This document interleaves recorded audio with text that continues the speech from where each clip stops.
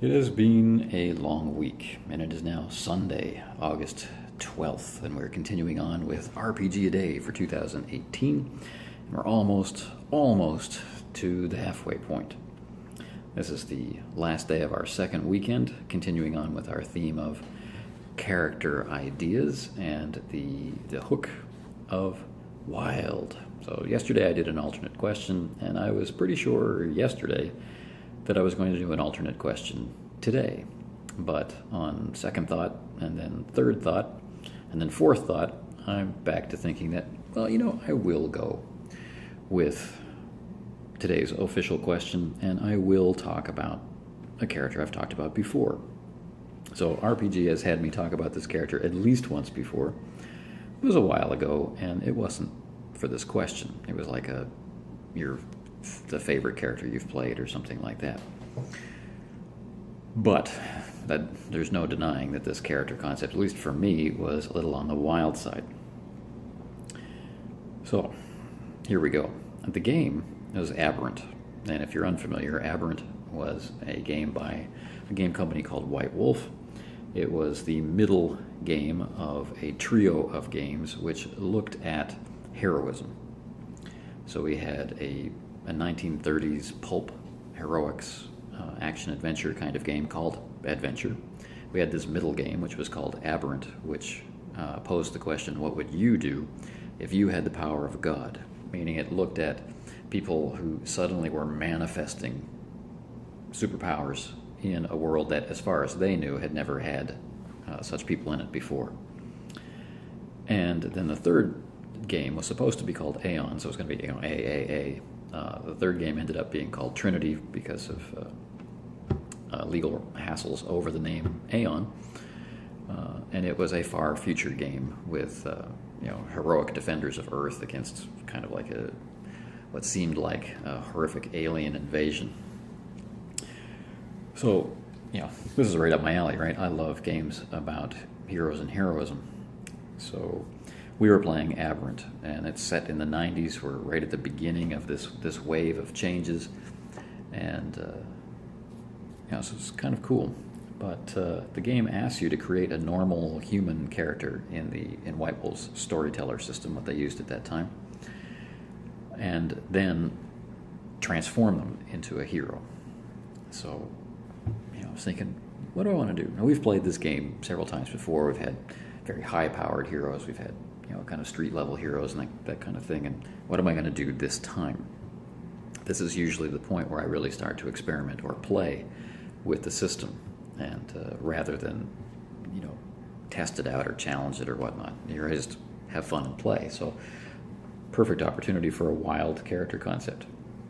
And right at the same time, I had just finished watching through all the episodes of the old Highlander television series starring Adrian Paul, and had started to do some research about what happened to this guy after the series was over, kind of thing. And that's where my character concept started. I thought, well, what if there was a TV show about kind of a guy with powers, not exactly a superhero, more like there was an old TV show in the 80s called Street Hawk, more about a guy who kind of ended up he was supposed to be doing one thing, and he ended up doing heroic stuff. Knight Rider, that kind of thing. But what if the hook of this wasn't a super tech motorcycle or helicopter or sports car? What if it was, this guy had supernatural abilities? And so he has a long-running TV show. He gets typecast. He's a B actor at best, and now his career is over. Not only that, but it's over because real superheroes have appeared, right? So he tries to survive. He's used to having a certain lifestyle. This is all kind of draining away and whatnot. And of course, Aberrant being Aberrant, one of the in a White Wolf game, one of the triggers for these powers to erupt is life-threatening situations. So the triggering event for this guy is throwing himself. Very cliche suicide attempt off of a bridge, and of course his powers manifest on the way down, and he saves himself. And there's a lot of layers. We played these characters very, very deeply. So there's a lot more than just this character concept. But the character concept itself, therefore, is that he was driven to suicide by having played this superhero character, and then erupts and becomes that exact same superhero character. So his, his worst enemy becomes now his present reality. So what is he going to do, right? Is he going to try and resurrect the old drama? This time it's real, or what exactly? And I had a very good GM. He had a very good ear for the emotional heart of a character, and so he began to work with some of these ideas that in hindsight are very clear, but in the moment it's like, what am I going to do with this character? Like, am I going to play him over the top, kind of like a self-hatred kind of thing, or is it going to go into more of a Spider-Man direction? The guilt over what he had done on the bridge that night, but also the joy of actually having these abilities and that sort of stuff. What am I going to do with them? And so he ended up being roped into a cult because he's emotionally vulnerable, and then he gets out of the cult.